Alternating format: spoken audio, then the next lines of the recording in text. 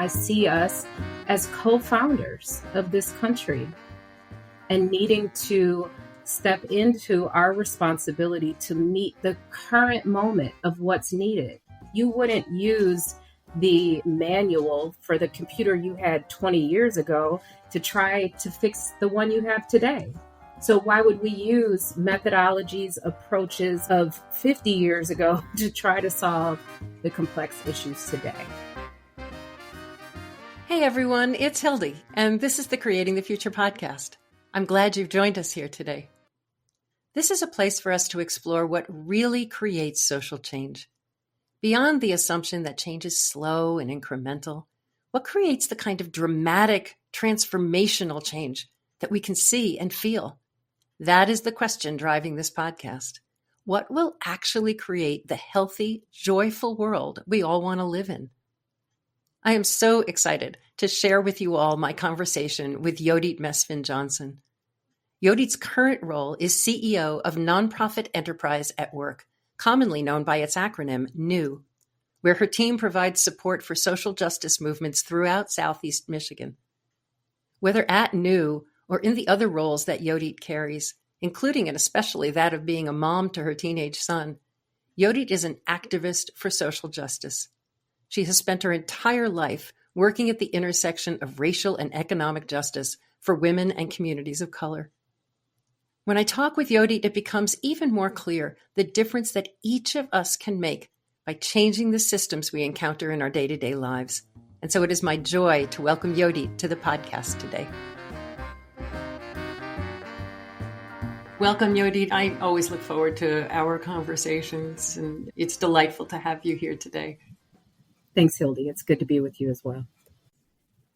Could you just share a little bit before we get into the meat about the journey that led you into a life of social change? Because clearly that's where you reside right now. What is it in your life that led to that? Well, I think it's many things, but I would begin with my formative years. The daughter of an immigrant from Ethiopia that came to the States fleeing an authoritarian government there. His mom sent him on an education visa to the States. He met my mother, who was studying to become an educator and herself had been involved in the civil rights movement and had come to Detroit at the height of the rebellion there in '67.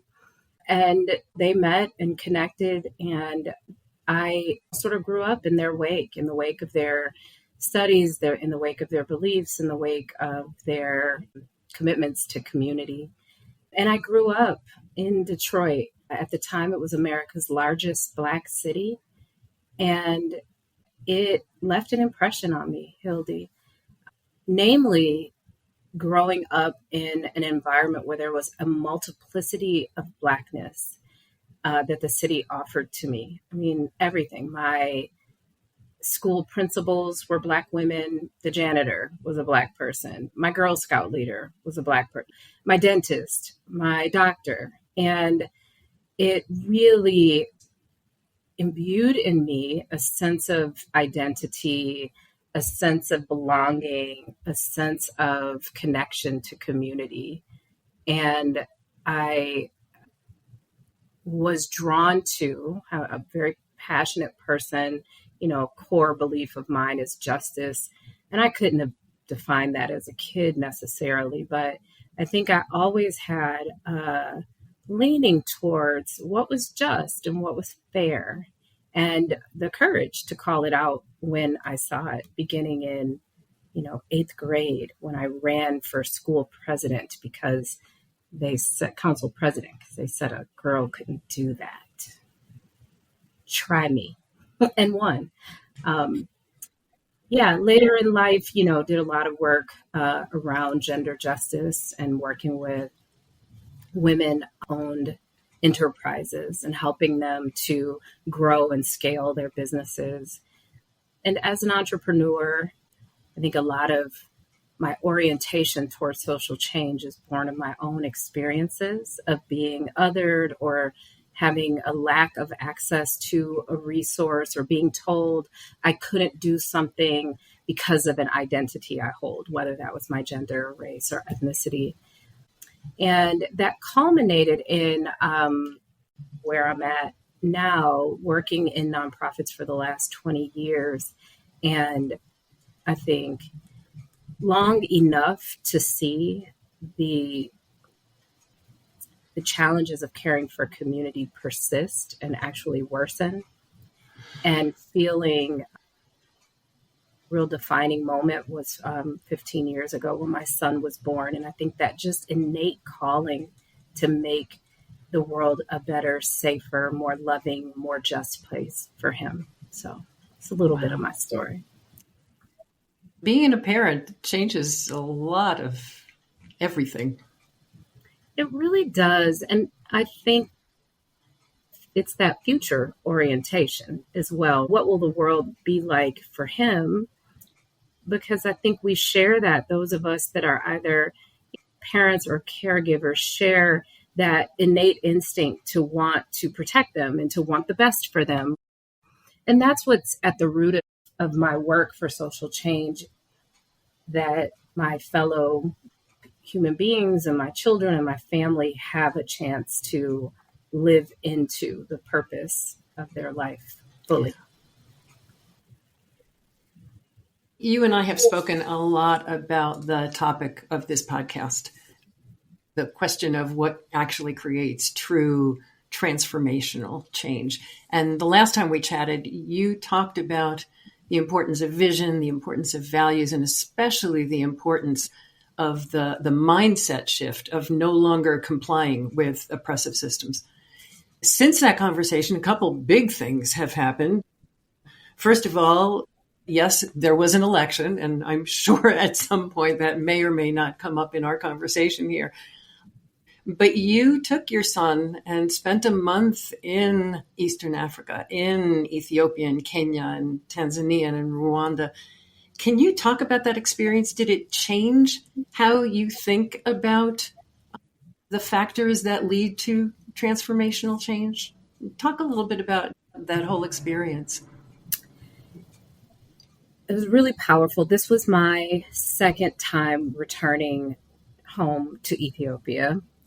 I'd gone just over a decade ago for the first time. And I was there for the first time because of my family's affiliation with the former government.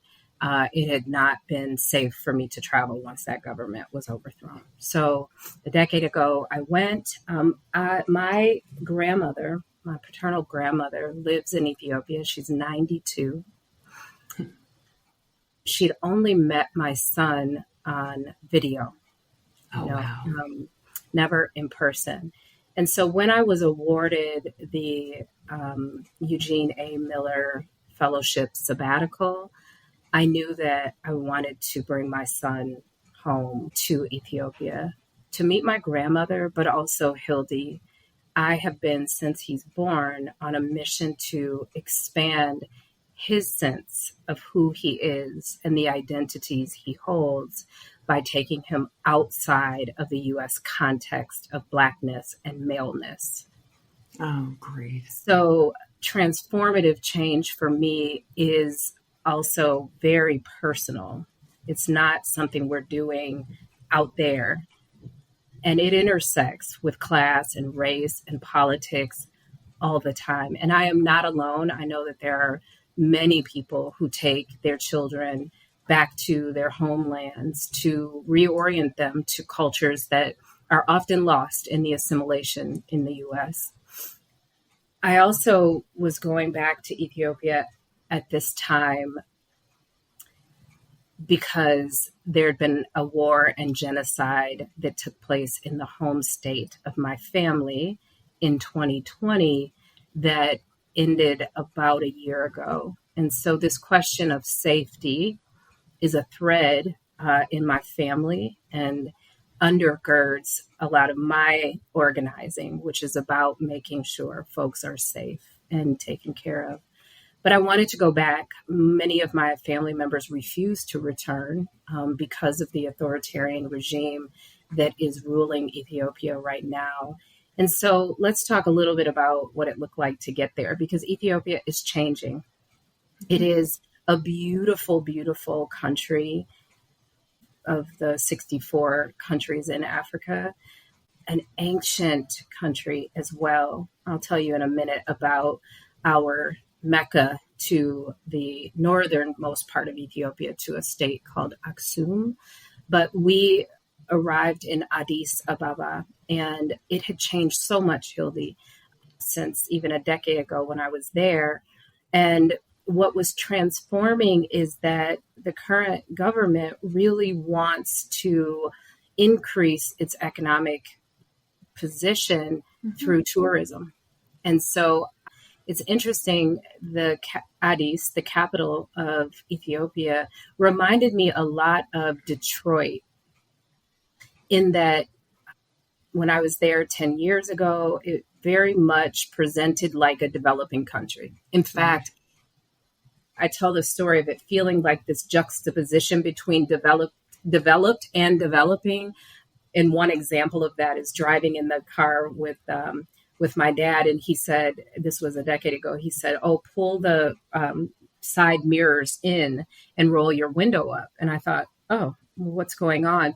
Well, there was on the paved road that we were on with lots of traffic, there was a shepherd with sheep and a long-horned steer coming down the road. And that image is just forever stained in my memory. But when I arrived this time, there was none of that. There was what a family member of mine called this attempt at making Addis the Las Vegas of Ethiopia. So a lot of modernization, a lot of development, a lot of building. And while I have fundamental issues with the government and how it operates, I understand that part of transformation is about getting more people to buy in or to see your vision. And so this development effort is to grow their economic opportunity, but also to make this a destination place for tourism, which frankly is what a lot of poor countries have to do, especially countries that are carrying a lot of debt. And that is the case for Addis. So I was keenly aware of the difference between being in that downtown sort of town square area versus driving a couple of miles out where you would experience really deep levels of poverty and resource malnutrition. But I want to say, Hildy, because I think this is important, and it happened both times that I was there, my orientation around poverty, it pales in comparison to what folks in other places are experiencing. Right. And that is not to discount or diminish what poverty looks like here in the States, but it was at a scale, including within my own family, that I'd never experienced before. And yet, incredible amounts of joy. Folks really making a purposeful life with very little. And a lot of weaving and braiding of care for each other. So, for example, 2 family members have diabetes. A family member from the U.S. is sending diabetes medications. They are figuring out, right, among themselves how to make sure everybody's got their blood sugar regulated and everybody's cared for, and somebody's checking. And, somebody asked me to go check the expiration dates. This joy is very much connected to collective care. Yeah. So I want to talk about transformative social change. Yes, it happens at the systems level, but it really begins in those relationships and in our connectedness to one another. Right. There's so much in what you just shared, every little bit of it. Talk to me a little bit about how that's changing your thoughts about some of the work that you're doing. And because that whole piece of collective care, that's what your organization's always been about. So if you could talk a little bit about the work you do and talk about how collective care fits into that. Yeah, thank you. I think leaders often bring their own mores and values into their work. And so you can imagine why collective care would be important to me because it's been such an important part of the making of who I am. There's always been community. My parents later divorced, and there was a village of folks who wrapped themselves around my mom to take care of me. And even though they were divorced, there was still kinship and connection across our family. So when I would go to see dad for the summer, there was a village of aunties there caring for me. And not all of them were biological family. So that is a part of my orientation. As far as my work at New, so New is a place-based intermediary serving much of Southeast Michigan. And we help organizations and people build power, build their leadership skills through fellowships. We help to nurture operational and organizational strength and excellence through the provision of back office services like IT and accounting and fiscal sponsorship. We do a lot of consulting with organizations that are interested in disrupting traditional management paradigms and embracing new ways of leading and being. And we do think about our positional power as a place-based intermediary and influence to try to shift the narrative of scarcity and competition and hopelessness and reactivity towards joy, towards nonprofit worker wellness, towards the importance of becoming a justice-centered sector and group of leaders. And we recognize that any work of change does require care, great care in the change process. But also, in my experience, when you want to have successful outcomes in any change management model, it's important to have buy-in, to care about the people who will be impacted by that. So that's kind of our ethos. That's what we're working towards. It's never a perfect science, but this past October, we hosted an inaugural social sector strategy symposium, mouthful. Wow.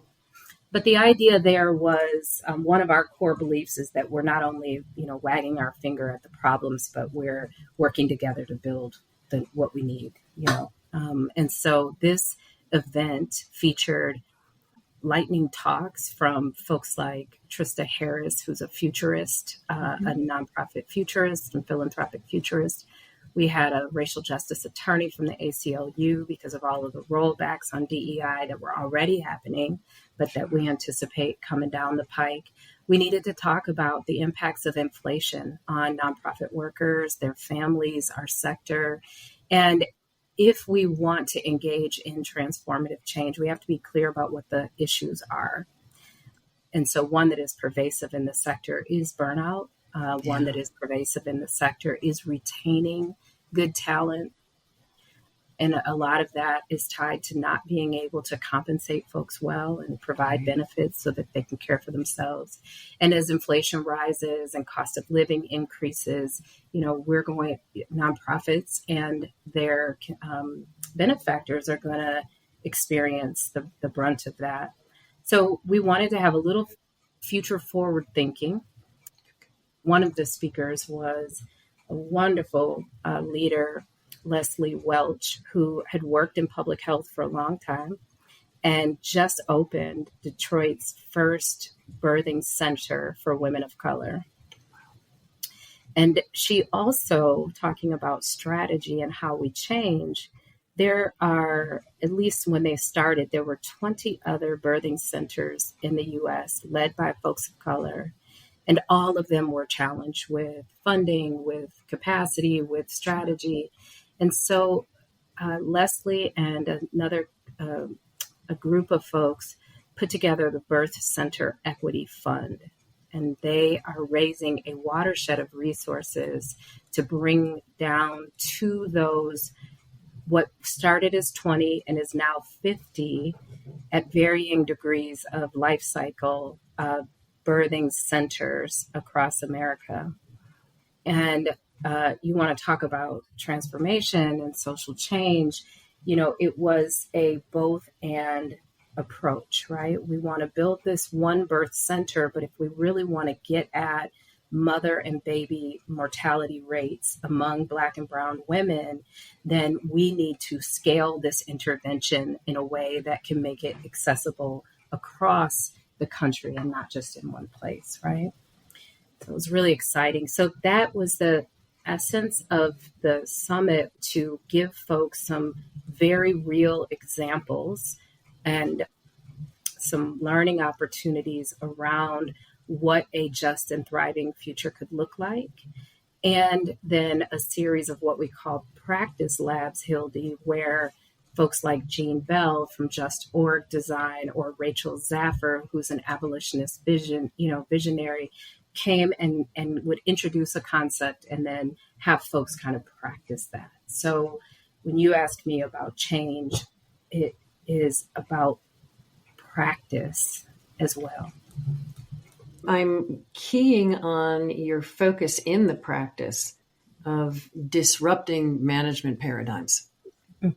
And that's so much of what you're talking about in what you were talking about with the symposium. I mean, just thinking about things differently, that mindset shift. And I'm hearkening back to words that you frequently use, which is refusing to comply with oppressive systems. What does that look like when you pull that into, because so much of what we think of as, quote, the norm in management really comes out of oppressive systems and then oppresses. We wonder why people are burned out. They're working within systems that force them to burn out. What do you see when it comes to that? Yeah, a couple of things. First is sometimes fish don't know they're wet. So I think the compliance is often, we haven't seen another way. At least for me, that was the case, right? It wasn't like I was going, oh yeah, I'm going to hold tight to this thing that harms my staff, or, makes me ineffective in communicating with my board, or, that doesn't feel great about this relationship with philanthropy. That's just what it was. Right. And as I practiced and learned and sat with and explored what else is out there, I discovered, and not just our team and folks, that so many people that have helped me grow and stretch as a leader. I do want to back up to the compliance piece in terms of management paradigms. The reality is the genesis of this country is European colonization. Yeah. And what came with European colonization came European management practices and styles. So you could take the quote unquote org chart of a plantation and lay it on top of the org chart of any company in America, not just nonprofits. That is the CEO or the planter. It's the next level, the overseers or the managers, and on down, right, to the workers. And because of the way our form of capitalism is set up, which was racialized capitalism, but also this intersection of race and class. So our system relies on a lower class, but because that system is based on the extraction and exploitation of the laborers in it. And so it doesn't matter if you're focused on nonprofit work like I am, or if you're in private industry, or you're in the public sector, that is what we inherited. And so our invitation is to interrogate, does that system serve us today? And my belief is that it is inhumane. It does not value humanity. It values production. Right. And it values product that helps to feed it. Now, that doesn't make capitalists bad or people who have, wage disparities bad. It just means we are complying in a system that has led us to a significant amount of poverty in this country, a significant wage and wealth gap that cuts across race and gender and geography. It is no accident that white, lower class, working class men in the South voted for the Republican candidate because there was a promise of more economic prosperity that will not come, but it was a promise, right? And it is appealing to that pain point of I keep working hard. And this is not unique to that population of people. This is true for many Americans today. So I don't want my legacy to be complying in a system or perpetuating a system that extracts labor from the people who work with me and for me. It doesn't value them, and it does it all in the name of nonprofit goodness. I have cognitive dissonance around that. So I hope that answers your question. It certainly starts to. I'm curious about some of the specifics when you're working with folks and you're looking to create that sort of mindset shift and then transformation in practice. Mm-hmm. What are some of the practices that you have been encouraging folks to take on? Some of the ways of rethinking the way that they structure their management? Well, one approach that we have landed on and are practicing is something called sociocracy. Mm-hmm. And the roots of sociocracy are that it is a peer governance system rooted in consent-based decision-making. So I think we have to think about where is power and where is it being hoarded, where is it being shared, and how can we be transparent about that? So when I think about my structure, yes, I am the CEO. We have a hierarchical structure, but I've created a way of governing and stewarding our work that makes more visible what decisions are my own, right? That only I'm going to make, and there are very few of them. But what are those decisions, and what are those that others can make autonomously and without necessarily even needing me? And I didn't just do this because, sharing power was the popular thing to do. It actually makes us a more strategic organization and a more nimble organization. So we don't have people bogged down in not being able to move their work forward or move parts of their work forward because they're waiting for some bureaucratic decision-making approval process that's just not necessary. So that's one thing, is thinking about how are we governing and stewarding our work. Some folks went towards true shared, like sharing co-leadership models, and we've seen those go well in some cases and not so well. But I do think the idea of distributing labor helps us to mitigate the burnout that is pervasive in this sector.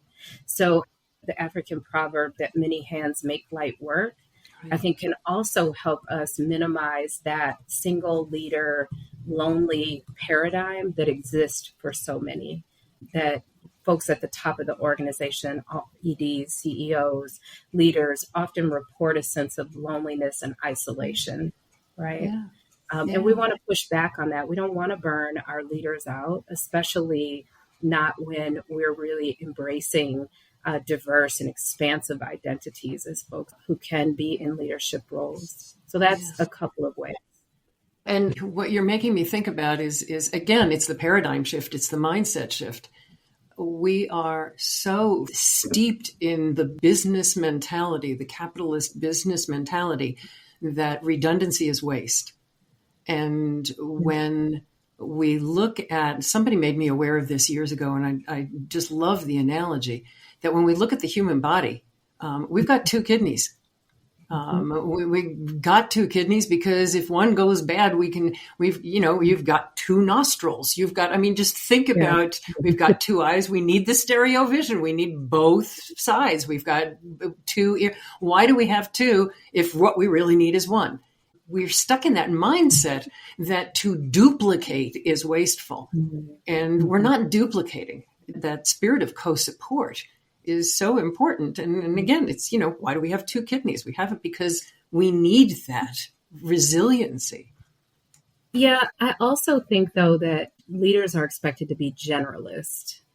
And there is something about putting people in roles where they can go deep instead of wide, right? So by leaning into the strengths of folks on our team, which includes being able to serve in cross-functional roles. Yes, we're like bucking the status quo, but also, this is about creativity, innovation, agility. It's not just like a reaction to something, but it is about what do we need today in order to have flourishing organizations. And one of the things that we need are new ways of governing ourselves that are undergirded in trust and in enablement and in autonomy. The other thing is that sector-wide, we have inherited a charity mindset that includes paying our people less primarily because donors and philanthropy have an expectation that their money goes to programs. I don't want it to go over to overhead. And my assertion is I am running a business just like the for-profit business down the street. The only difference is where the profits go. And so I think that the people who invest in my organization, i.e. donors, want and expect for me to be able to deliver on the promise of my mission. And I need capable, qualified, well taken care of people on my team to do that. So another part of what we've been trying to influence is a shift from this notion that my business is any different than any other business, and that I don't need R&D money, and I don't need to hire the best folks on the team, and I don't need to have competitive benefits and wages to be able to attract them. And so I think that the disruption or the mindset shift is one from charity, that this is charity and we're just giving our leftovers to the lesser than, to know this is the third sector, the third largest sector in this country. We are making significant impacts on the economy and on the care and well-being of citizens in our community. We have had a lot of what government would traditionally do pushed onto us. Right. And if that's the case, if our industry is going to do government's job, then I want the money moving to this sector to do that. And I think anybody would want that is also investing in or donating to the sector. Yeah. It is that complex interplay between class, between race, between history, between identity, pulling all of that together is really what community is all about. And it sounds very much like that's what you're rethinking in terms of organizational structures. It's structure, but for me, it's about impact. I mean, I want to see a material change in the conditions of people who don't have enough in our community, whether that's enough housing or enough food or enough healthcare or enough education. I want to live into the espoused values of this country, of freedom, of liberty, and what our framers and founders wanted, or at least the vision that they cast. And I see us as co-founders of this country and needing to step into our responsibility to meet the current moment of what's needed. And you wouldn't use the operating system manual for the computer you had 20 years ago to try to fix the one you have today. So why would we use methodologies, approaches, management paradigms of 50 years ago to try to solve the complex issues today, right? Amen. Yeah. Amen. In the final minutes that we've got together, Yodit, and I always love talking to you, and I could talk to you for hours. Can you just share something practical that you think you would really like our listeners to take from this conversation that they can start to run with right now? Well, hopefully you heard some practical things. I've heard lots of them. Well, let me tell a story about being in Rwanda, because I really do think it's just a bold choice. So you mentioned we went to East Africa. We spent time in Ethiopia. Then we went to Kenya and Tanzania. And by the way, 12 days in the savannah of Kenya and adjacent to the Serengeti, where you're the little guy and there is a thousands, hundreds and hundreds of thousands of animals in an interconnected ecosystem. They completely rely on one another. And you see leadership at many levels. But what really took my breath away was arriving in Rwanda, which is the poorest and smallest country in Africa. And we came this year when they were commemorating the genocide that happened 30 years ago in 1994, where over nearly 1 million people were unalived in 100 days. And much like today, where we are turning our heads away from really serious geopolitical issues and genocide, that was the case 30 years ago with Rwanda. But I remember hearing about Rwanda from my mom and attending rallies and mobilizing resources to send. Well, Hildy, when we were planning the trip, my dad said, if you're that close to Rwanda, you have to go. And I said, why? And he said, well, first of all, today, 30 years later, Rwanda is the safest and cleanest country on the continent of Africa. And Paul Kagame, who is their president, and people have mixed views about Kagame, but after the ending of the genocide, he made some bold decisions. One is that no one in his country would be othered by ethnic identity.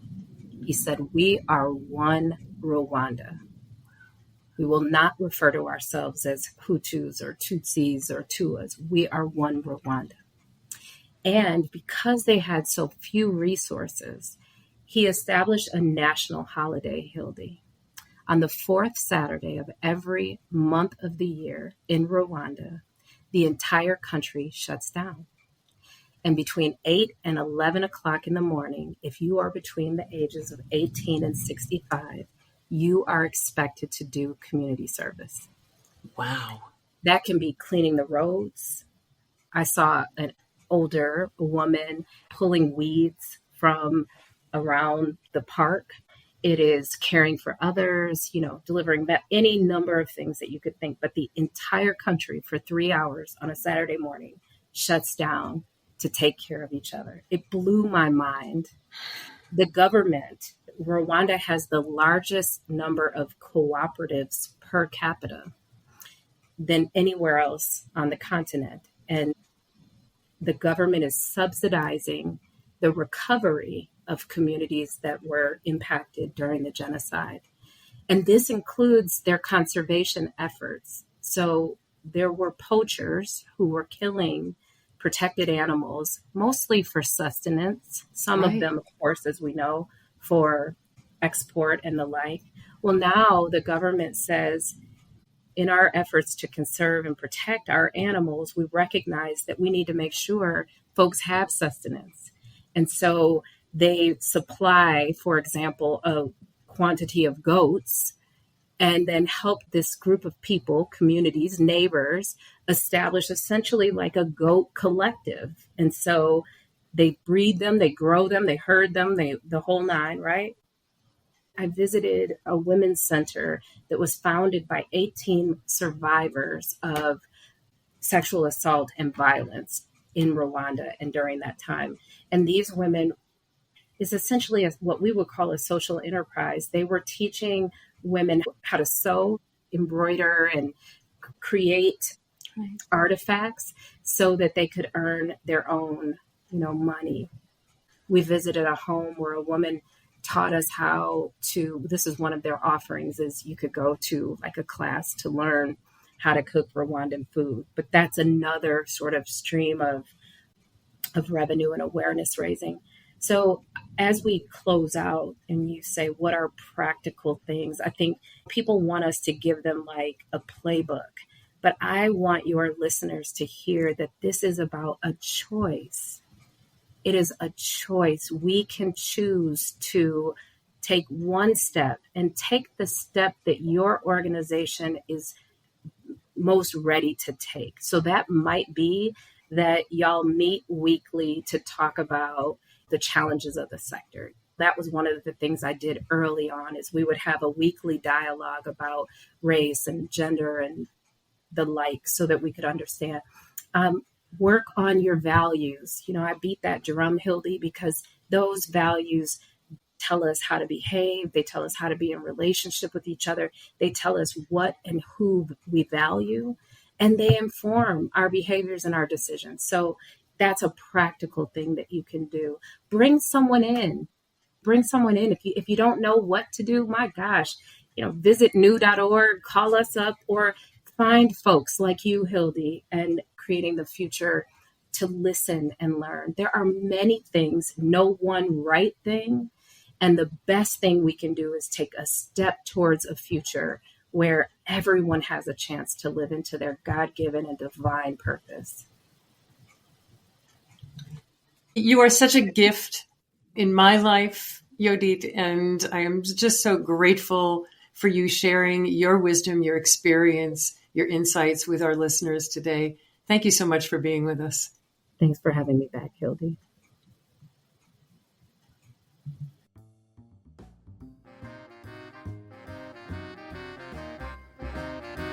I'm so grateful to Yodit for sharing her observations and experience with us. From her travels throughout East Africa to her work reimagining the systems within nonprofits themselves, the thread that is so clear is the power of collective caring.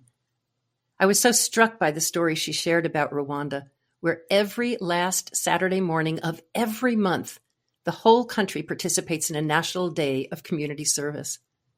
From that one example to the various ways we can be more attentive to our humanity within the work of social change, the thread is clear. Imagine if your work focused everyone's energy on caring for each other, not just through the programs you run, but as your way of being. Yodit reminds us that our power comes not just from those big national decisions like Rwanda's days of service, but in the small things we do every day. And all of that stems from being clear about our values, the things that are the most important to us as we do the work of social change. What is the talk we are vowing to walk? You can learn more about Yodit and the work she does at New at the podcast page for this episode. And of course, if this episode got you thinking, we hope you will subscribe wherever you get your podcasts. And you can find an archive of past episodes at our website at creatingthefuture.org. Thank you for being with us today and for wanting to create a better future for our world. We'll see you next time here at Creating the Future.